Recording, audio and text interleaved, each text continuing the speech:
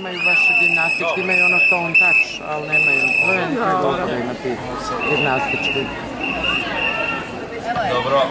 Da, i konkurencija je Četvero, da.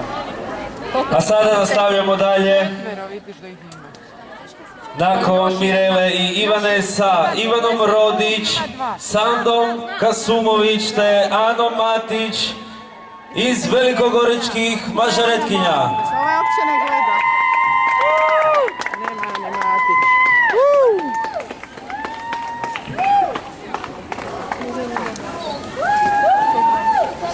Flying straight right wrong.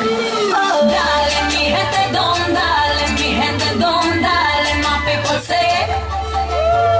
Dale mi gente don, dale mi gente don, dale my people say it. Yekele la.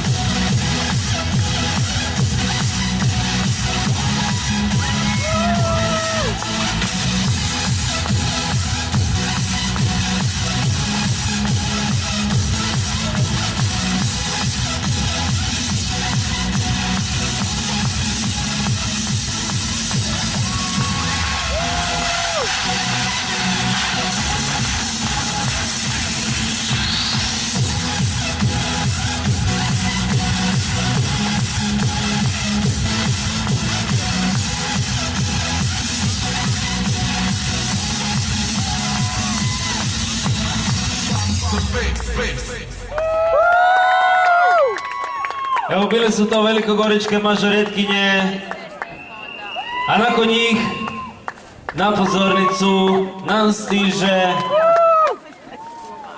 kao i prva točka u ovoj kategoriji, plesni klub A iz Zagreba, Ivona